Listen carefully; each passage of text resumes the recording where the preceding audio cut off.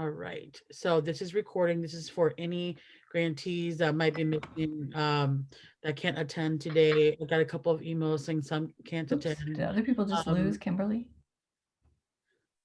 Can you guys hear me?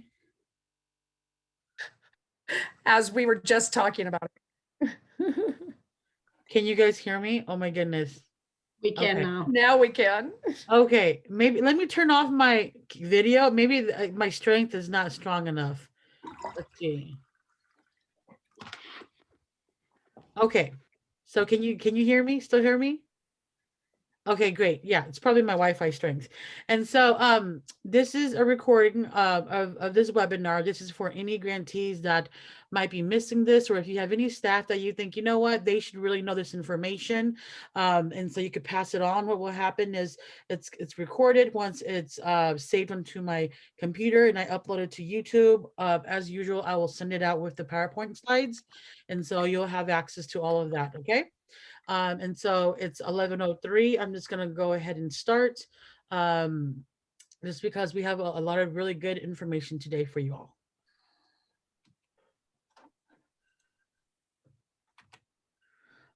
As usual, this is the agenda, roll call. So in the chat box function, definitely just put your name, your organization, who you're from. I'm going to talk a little bit about the insurance and summer programming, just for clarity on that. I've talked with some of you, but not all yet, as our check-ins it hasn't came up yet, so I haven't talked to you all. We're going to give you the latest equity fund data that Adina was able to compile for us. And then we're going to actually show you the continuation grant application and go through it, section by section. And so this is a very important webinar, definitely to attend and watch and or share with anyone in your organization that will be helping with the application. And then Beth and the Portland State University team will do a little bit of an update on the evaluation process and next steps, and the last minute reminders, okay? And Adina, I cannot see the chat box function, so let me know if there's anything. Just interrupt me, let me know, okay? Like I said, use chat box function to say who is here, from which organization. I know there's a couple that will be missing today. And so if there's anyone else that is missing, we will know by their presence not in the chat box function, so. And so I just wanted to do a quick reminder about the insurance report that is due this Friday. Just a reminder, there's still about 7 grantees that has not submitted it. It's due by this Friday. As a reminder, this is a part of the grant agreement, the contract stating, as a grantee, you will have insurance coverage to a certain expectation. If you do not have insurance, or if there's any hiccups on that, please email Adina and I, email me, because I'm overseeing this content, and so email me so we can talk about this. But we need to have it submitted by this Friday. What's going to happen is next steps is procurement is going to take a look at these insurance reports, and then what's going to happen is look at the insurance reports, kind of cross-check it to make sure if there's any questions that we have.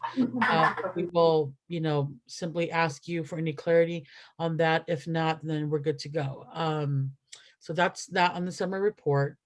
And then for summer programming, there was an email that was sent out, about this opportunity that has came up.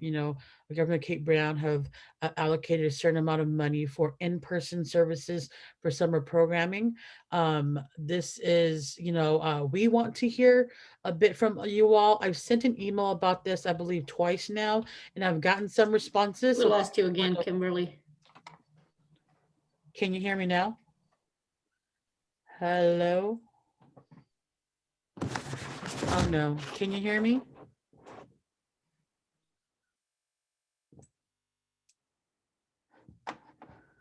Can you all hear me?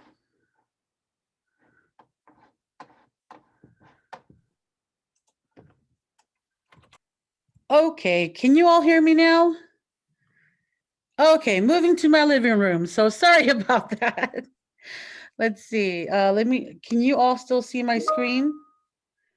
Yes, I can do that. Sorry. There's, you're not sharing the, there you go. There you go. Okay. Sorry about that. I'm in my living room now, so sorry about that.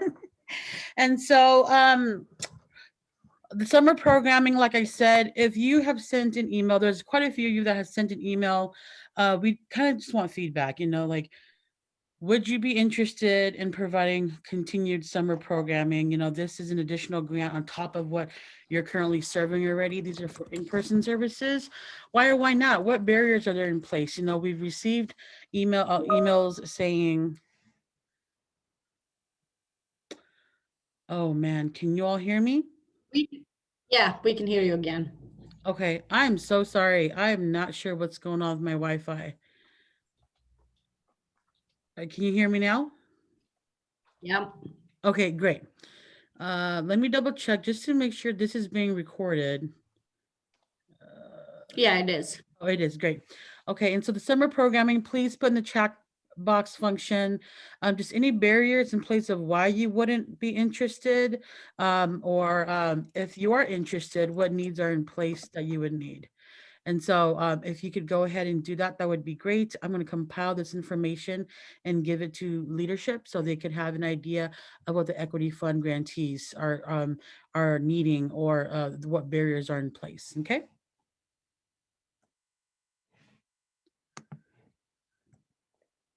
So I'm going to share a little bit of the data that Adina was able to compile for us.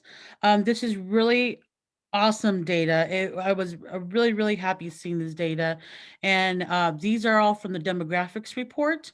Who you're serving, the ages, the gender, the background, the demographic background, the population, all that. So we'll break that down. And Adina, if there's anything you want to chime in, definitely just chime in, okay? And so for the children, this is the amount of children that has been served, and I'm looking at their age. As you can see, the ones that are 5 years old, there's been 566 that has been served just through the equity fund. 4-year-olds, there's 333. 3-year-olds, 440. And then when you look at the gender, and this is as of last week on the 8th, okay? And this is as of the submissions report we received then. We have a couple of reports that we still have not received. And so this does not have all of the numbers, but this is what we've received to date from the reports submissions. And so you can take a look at that. I think it's amazing. And then here's the demographics that has been broken down. Who is being served? This is how many children that is being served that we are receiving from the demographics report from you all as of last week. As you can see, 427 African-American, African Black children has been served, 200 Asian Pacific Islander has been served, 63 American Indian Alaska Native, 995 Latino Latinx children, white 298, and then there are some others, which is 80. And so this is the demographic breakdown of the children's that has been served just through the equity fund, just through you all. And so this is amazing. With that being said, one key element that I would like to reiterate over is, please make sure you are serving the children you said you would serve in your application. You were selected as a grantee because of who you are serving. That being said, we want to make sure your demographics are reflective of that. That is something that we do and we are taking a look at. And so when we receive your demographics report, if it's completely different from what was proposed from your application, that is where we would have conversations with you, because we want to ensure that the children's and the populations that are that the equity fund is meant for is being served. And so please do your best in serving the background in which you said you would, whether that is zip code, whether that is social economic status, whether that is demographics, race, ethnicity, whichever it is that you had put in your application, please make sure that is the community you're serving, okay? And then we completely understand that there are some families that just do not want to say what their demographics are, and that's completely fine. That's where we have it as others. And so those are the ones that are the outliers there. And then when we look at primary languages that has been submitted to us, income levels and relationships to children, we really wanted to know how many children has a foster parent, how many people are with, how many children are with the legal guardian, how many are with others. There's some grandparents taking care of their grandchild. There are some with their parents, and so just wanted to get the whole picture of the equity fund children's that are being served, and looking at income levels as well. Income levels, and income is not an eligibility piece in the equity fund. And so, but we wanted to just see exactly who we are serving. And so this is, I thought this was great information to kind of have a clearer picture of the families and the children we're serving. And then the primary language, 694 English was their dominant language, 718 Spanish, and then 482 is a compiled mix of any other languages put together. And so this is very I would say inclusive in the sense of, being very open to the different languages that there are as a primary language. And so we compile that as one as others, because there's so many smaller amounts of other languages. And so there's that. And then as of today, we have served 2,068 unduplicated children. This is July to February only. Okay. And so this is not including March, because as we all know, the March monthly report is due tomorrow. And so this doesn't include March, but this is how many we are serving to date as of April 8th of the report submissions that we have received. That being said, there are a few reports that we have not received, and so we are missing those children and families. But as of right now, this is our number to date. Okay. So this is pretty amazing. The Early Childhood Equity Fund, the target goal was 2,500. We are, in April. We still don't have March's numbers. You still have a few more months to go, and we are on target to reach the 2,500 mark, target mark that we set. And so I'm very excited to see this number. I hope you all are as well. This is how many lives we're impacting, how many families we're impacting. And so this is great information that we really wanted you all just to have. And so I'm going to stop sharing my screen, and I'm going to allow Adina to share the continuation application that will be coming out. But before I do that, I just wanted to give you all a quick reminder that I gave you all from the last webinar. Our budget is 10 million right now, additional 3 million based on the revenue that's coming. And so it's a definite 10 million. The 3 million is to be determined based on the revenue. This continuation application process is only for current equity fund grantees. Okay, this is not an open RFA process for prospective ones. This is just focusing on you all right now who wants to continue providing services, the continuation of your current service levels, and if there's any additions that you'd like to add, whether it is additions for more children, whether it is additions for newer sites, whether it's an addition or a change to your budget. That's what comes with it. This is for, and obviously we go through the biennium, but for the equity fund, we're going through the program years annually. So this will happen every year. And so this is for the next program year.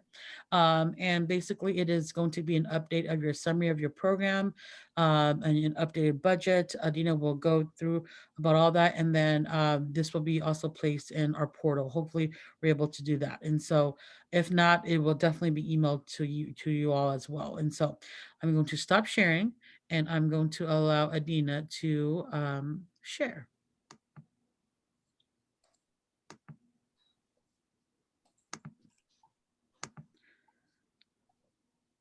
Okay. Can you see my screen? Yes.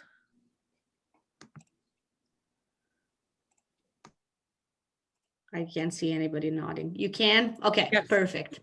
So obviously we are waiting just for a green light to email these out. So application due date will be updated. We are thinking about 3 weeks, no longer than that for application, for you guys to receive application and return them back to us. Like Kimberly said, we will email this from our ECEF inbox, but you will be able to download it as well on our dashboard where you access the reporting requirements each month. So the application is pretty simple. It's 2 pages long, and it's pretty much what you did last year, only shorter because we don't have any information. We don't need information like about your organization or eligibility or the background, who you are and what you do in general. We already have that. So here we will just have you fill out the legal name, business address, all that that we need for the grant agreements. And then questions we will have, please provide summary of your program. So within eligible activities, what services will organization provide to children and families?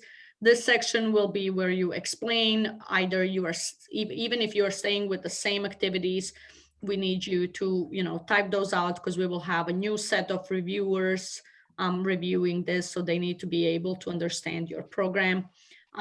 Provide anticipated start date of your services. Just don't confuse this with the agreement start date. Your agreement will be July 1st. However, some organization won't start until school starts in September. So really think hard about when you will start providing services to children and families. So we can expect the performance reports at that time. So if you are taking July and August to prepare for your program, we understand that, but as your start date should be the moment you start serving children and families. Provide your targeted numbers. This is the same thing as last year. We are asking you to give us numbers, your targeted numbers for this following program year. Provide narrative for each activity above. This is where you explain what you will be doing through parenting education, parent-child interaction, kindergarten transition.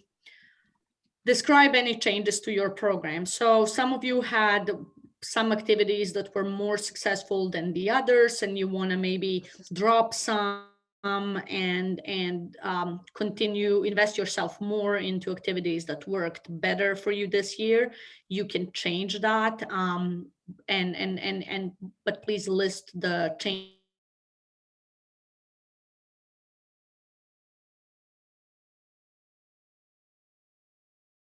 for kindergarten transition, and we want to add that activity. Just do your best to explain why, because it will help us in making funding levels decisions. Select 2 or more targeted areas. So if you remember last year, we had 5 eligibility steps that you had to answer yes to all of them. On number 4, it was to select 2 or more targeted areas. We already know that you are eligible, but now we are asking you to specify deeper in which 2 or more areas like you are directing your programs. So when you select these, you will be required to explain why you selected it. If you have socioeconomic status, that is income levels, you should really, explain why. If it's race, ethnicity, what is the need there, and so on. Next, it's going to be just select all the counties that you plan to serve. This was not reporting requirement this year, but it will be next year. We will need to know.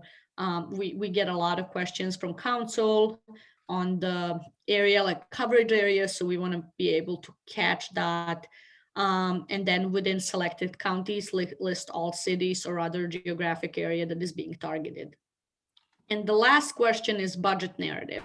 So if you have, obviously we want you to give us a short narrative of your budget, but if you are requesting increase in your budget or decrease in your funding needs, we need you to explain in detail why would that increase help meet your goals, or what additional equipment or anything you are adding to your program. And if you are expanding or would be interested in expanding, please explain in this section here. There's no limit to the answer, so we are not limited how many words or lines, so you can type away. The budget is same as last year application. We have personnel expenses and non-personnel expenses. Please make sure that your indirect rate and administrative rate are 15% or below.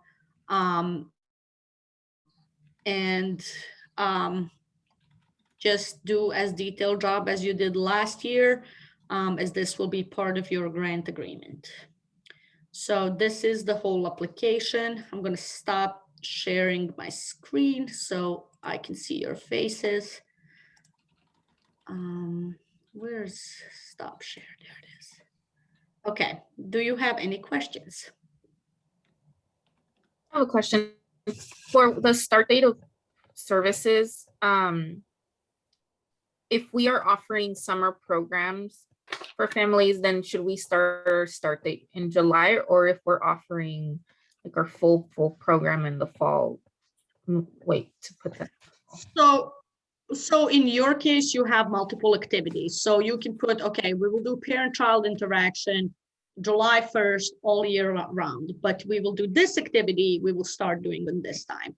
So just remember, like summer programming, even though Kimberly is working on it, that is still separate grant than equity grants. So, you know, that is complete separation. It's going to be done through different grant agreements. The reporting requirement will be different. So for this, just if you have, you know, 3 activities or 2 activities and you're planning to do some of them for 6 months, the other half for other 6 months, just make sure to specify that. And obviously we understand that there might be some changes throughout the year. We are very flexible, but this is giving us like the high level kind of orientational tool to make sure that we can report the results in a timely manner. So hi Adina, I have a question. I just finished another meeting with the ODE RAC committee, and they were talking about the summer school funds too. So is this different? Is this the early childhood? It's different from those because they also touch bases on those early childhood, but they were talking directly, the money is going to the districts and then you have to partner with the districts. But is this different? Equity fund is different from all of that. Like you can have, your funding streams are different. Like ODE, even though we are under same umbrella for now, they have different funding streams. So what we are doing with equity fund, what Kimberly is doing with summer programming, it's going to be completely different. Now, summer program itself, like there's a 230 million that the governor gave to ODE in general. Some of that is going to ELD, some of that is going to school-aged children. If you have kids through equity fund, they need to be 0 to 5, and you have to have specified equity activities. If you have one child that is attending preschool promise, but it's also part of equity fund, and it will be part of summer program, they can be duplicated in that way, but they need to have separate activities. Like equity fund is not a full childcare 8 hours a day program. This is within your childcare, you are creating a new activities. So even though those kids are attending all 3, they will be reported for 3 different grant streams, if that makes sense. Yes, my question was only on the summer program, because I know that on the early childhood, we would have summer program, you know, money's coming to work on summer programs. And, but my question was, are they 2 different ones? For example, they are talking about summer programs.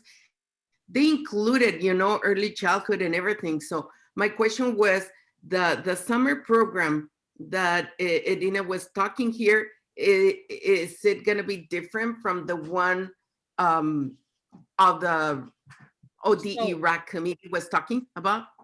So the summer programming that I keep mentioning is, this is a separate grant just for the 8 weeks, and it's additional work you would do on top of your regular scope of work right now. So right now, if you are a home visiting program and you say, you know what, it's the summertime, let's do some in-person socializations and have these families come to the park and let's do socializations. These are in-person services. That's additional work on top of what you already are doing in your that you said you would do in your application. And so it's its own grant. And so for ODE, every level, whether it is early learning or whether it is the K through 12 level, there's different amounts that are allocated. And so for early learning, for us, we have a certain amount that was allocated for us. And so and that amount, there's a certain amount allocated just for the equity fund. And so it's a completely separate grant. It's additional work from what you said you would be doing right now. And so hopefully that helps build some context in understanding it, but that's kind of what it is. And so hopefully that helped. Yeah, it does help. And the reason why I was asking this question is because I have early childhood from, until 5 years old, but I also have kindergarten. So in a way, I'm kind of splitting because the monies that I get from these will work only up to 5 years old, Yes. but I will be looking for monies for the kindergartners. Otherwise, nor preschool promise nor equity fund reaches, the kindergartners. But I have a group of kindergartens, and I also have elementary while the COVID was going on. So that is why I was making this question. Thank you so much. Yep. Any other questions? Yes, Sandy. Hi, how are you? So this is what I would call a formula grant. Is that an accurate assessment of it? X amount of dollars are available if you're hitting the different program areas for each child that you have enrolled, eligible child. Is No. that? This is not a formula grant because we don't have a cost per child set up. So for example, other programs that we have like Relief Nursery or Preschool Promise, there is a set cost per child. Equity does not have set cost per child. So for you, cost per child might be much higher than other organization. And we don't want to limit that. So that's why like last year on the application, we had kind of targeted cost per child. We removed that from application this year. Because we obviously this is a new grant and we are setting a precedent with this and we need you to tell us. So we don't want the limit of the cost per child to look like a benefit for some organization. Oh, they're serving 250 kids. So why is their cost per child less than yours? So we don't want to limit the enrollment, but also limit the quality of the program. So Okay, fair enough. Okay. Got it. So then my next part of that question still would remain. So we're starting our recruitment. We are a tribe and we handle our own recruitments. We have very specialized tribal child recruitment. So what we recruit and who we bring to the table in June may look very different than what it really walks in the door in September, right? Yeah. That's right. Yeah. So yeah, I mean, that can happen. So would that affect then grant funding that we've calculated? We will calculate our ask based upon our max quantity because fixed costs are going to stay the same pretty much, right? That's pretty much all going to stay the same. And so if I calculate all that stuff out at a 15 child capacity, and then we get to September and I've only got 10 qualified kids, what happens then? Do I give you money back? What happens?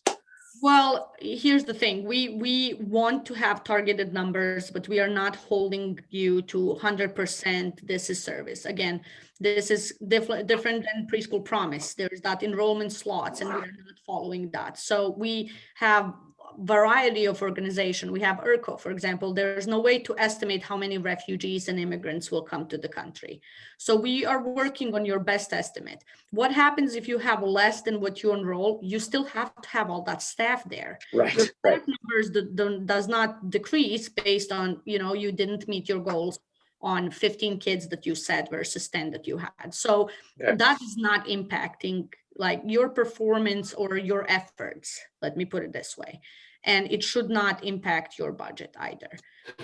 Well, you So, provided clarity in a couple of different areas for me, because Yeah. for some reason in my mind, I had preschool promise income qualifications connected to the equity grant. I had those two connected. Yeah, and we have We're that issue. severing those. We should have that issue a lot, but that does not affect this because this is a, like I said, like you can have preschool kids that are also part of the equity fund, but we are asking you to create the activities within the 3 eligible activities for those kids. So it's separate. They're receiving service.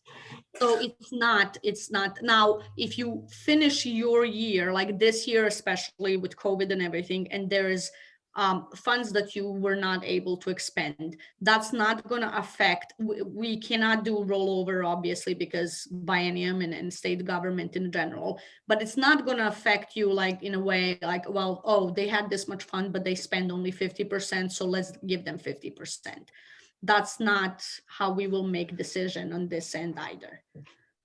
Does that Good, because I'm going to assume that I know that I'm in that situation with COVID, so Yeah, that's no. good to know. Yeah. Okay, thank you. You are very welcome. Anybody else? Maria? Yes. Hi, everybody. Hi, Adina. I had a question for you, Adina. You know that one of the biggest challenges, also struggles this year had been recruitment, okay? And the other thing had been connecting families with resources. Especially in the Ready to Go program, the coordinators, they do everything like a recruitment, resources. And so we are thinking for the next application, the renewal, is possible to add another person to be able for this person to support with recruitment and connecting family with resources? Yeah, we are not limiting you on your like budget request or number of staff you have. So if you discover this year that there's a need for additional resources within your organization, you can definitely put that in your budget, explain in the budget narrative, and then add it to the budget template with, personnel position and everything else. Thank you so much. That's great. One of the things I really would like to add on that is because we are hiring, for that next school year, a special ed specialist. Because I don't know if you have experienced what we have experienced. A lot of the kids that are coming to us, they are in real need of help. Some of them, they need a one-on-one, which we cannot do because, the lack of staff and budget for that.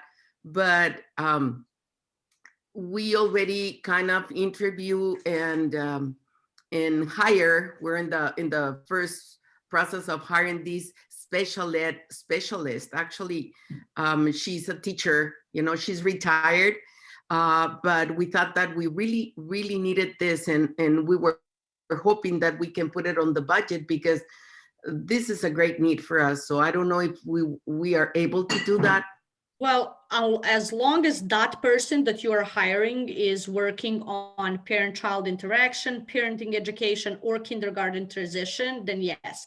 All the funds that are spent through equity fund grant need to be related to either personnel that is working on that grant or materials that are needed to successfully perform the activities. So as long as they are directly connected to and they are working with children through one of these 3 activities, then yes. Yes, and those are the only activities that we have. So yeah, thank you. Awesome. Anybody else? Okay. Okay.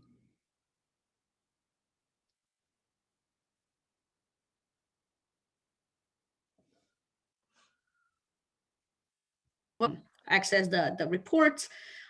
We will also schedule once a week, an hour or 2 hour kind of Zoom session where you can just, you're not required to attend, but if you have questions about applications, Oh, just nice. join. Nice.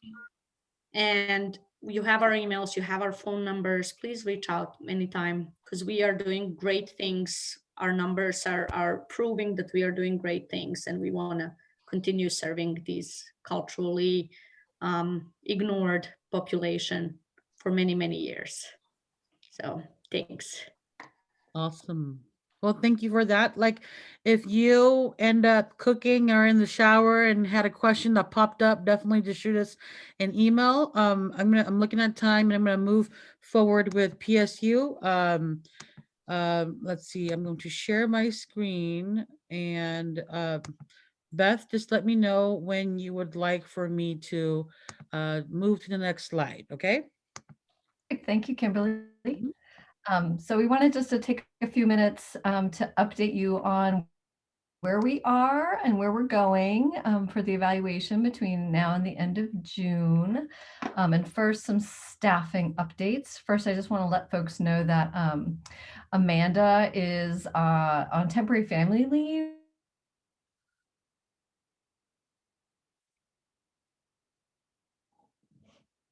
Moving things along and leadership in that period.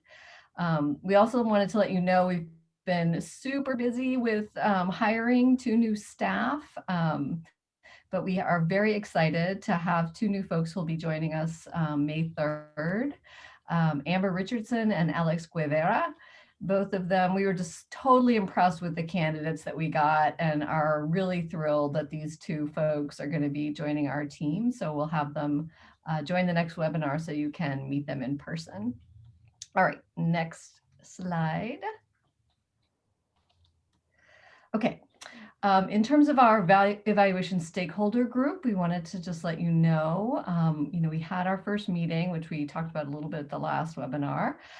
We had 10 grantees who were represented and had that initial meeting and then got some feedback from folks. And so what we heard was that Zoom meetings, especially with a group that size, are really challenging for people to be able to engage deeply in the kind of feedback and input and thinking that we're trying to make happen through the evaluation stakeholder group.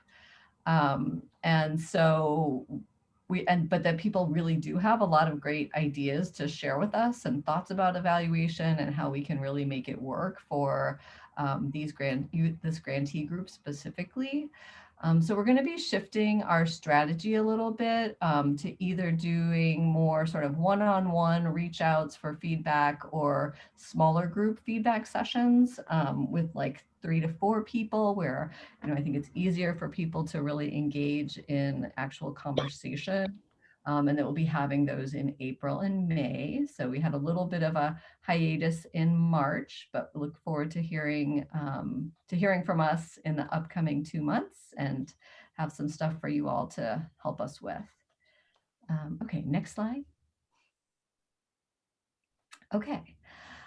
So in terms of sort of where we are with evaluation work, so sort of our first big task is related to the process evaluation, which we really see as working to help document the successes that you've had in terms of implementing programming this year, as well as barriers and challenges. So we're working closely with Kimberly and Adina around reviewing existing data and documents that you've provided already so that we don't have to recreate the wheel if you've already provided data or information through narrative updates or through conversation. We can draw from that heavily for the process evaluation. And then we are thinking about some kind of very, very, very promise brief, either survey or some other method to hear from you about some of your key takeaways from this year, some of your experiences and needs as an ECF grantee. And we'll be working with the stakeholder group on getting that up and ready to do a little bit of data collection in early June. So again, just really, really trying to be as as sensitive as we can to how busy everyone is, but hoping that if we can keep it brief and manageable, you'll see it as an opportunity to share with us and through us with the Early Learning Division and their legislative partners, some of the successes and challenges from the year. Okay. I'm gonna, move on to the next slide. So, and then the second piece of work that we are doing is to shape sort of the overall evaluation framework and plan for the next biennium. So this year was really this was a challenging year for everyone, and things are, I'm just amazed at the data that Adina shared, and I just can't wait to hear more about what we've been doing. But part of our charge was to come up with a longer term plan for the evaluation and a framework for doing that work that's really grounded in what we know from the literature in terms of different ways of doing evaluation that are more culturally responsive and culturally specific. And also to work with you to get your ideas about how we can really make this better reflect the families that you work on, their experiences, the way that they tell stories, and the way that you work with those families.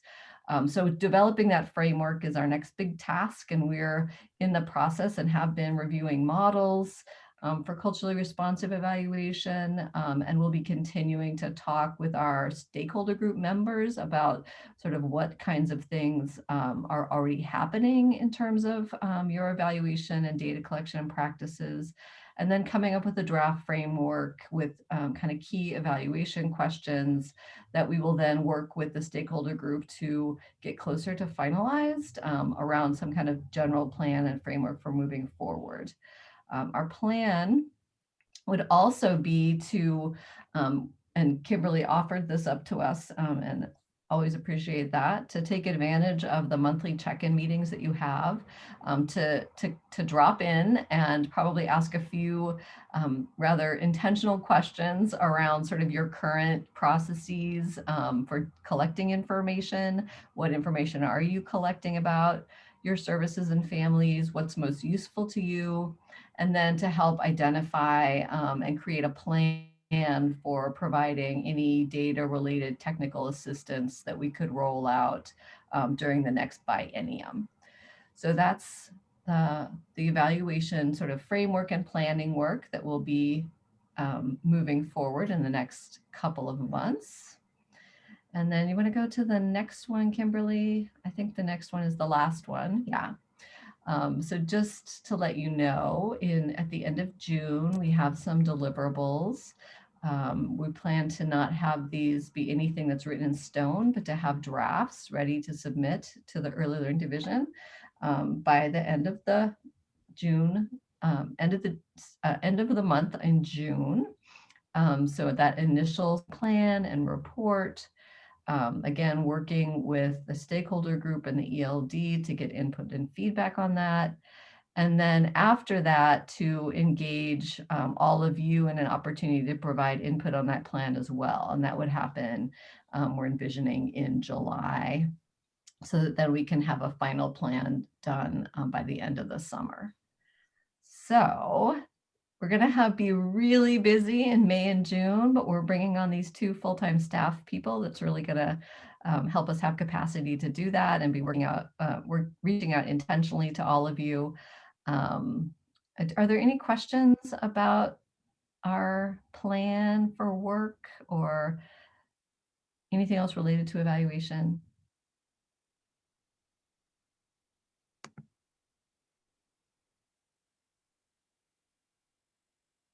All right, I'll take silence as a no, and look forward to having our new folks on board for the next meeting to meet you all, as well as reaching out to our evaluation stakeholder group members in the meantime for specific pieces of input and feedback. So thank you all, and thanks especially to the folks who agreed to be on that work group. Really grateful for your time and energy. And I just wanted to add one more thing regarding PSU. This evaluation they're doing will be presented to legislative body on 15th of September, I believe. So I would encourage you to participate as much as possible because we want to make sure that this funding continues, and they will do a great job showing why it's needed and what are our success stories and where the struggles are. So. Mhm. Thanks for that.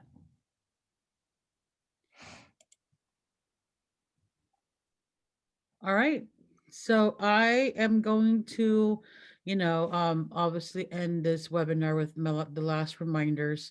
And so kind of talked a little bit about it earlier. So these are just some quick reminders. Insurance report, like I said, due Friday. The March report is due tomorrow. Definitely, there's a lot of you that, there's a few of you that has turned them in already. So thank you for that. If you haven't turned in any updated budget templates that you said you would, any expenditure reports, any remaining reports, turn it in. And please, please, please go into eGAMS and claim your funds. I forgot to share the expenditure rate of how much funding that we have claimed up to date, which is still very, very low. And so if you all can please just go in and start claiming your funds, that would be great. And so that'll be all for today. Like I said, I will email the PowerPoints and email the video link once I have it on YouTube. And so as always, you'll get all of that. Okay. Thank you all for coming. I have a question, Kimberly. For example, the insurance report that we sent, and I sent it on the equity fund. But yesterday, on the meeting yesterday, when Dana was saying, hey, I checked that you already submitted your insurance report, that one is gonna be good for both programs. Do you have an idea on that? Yes. Yes. Okay. If you're a preschool promise grantee, or if you have multiple funding streams from the ELD, like if you're an OPK grantee, all that one insurance report works for the ELD in general. And so you're covered through that. Okay, perfect. Thank you so much. Yep. Okay. All right. Thank you, everyone. I'm going to stop recording.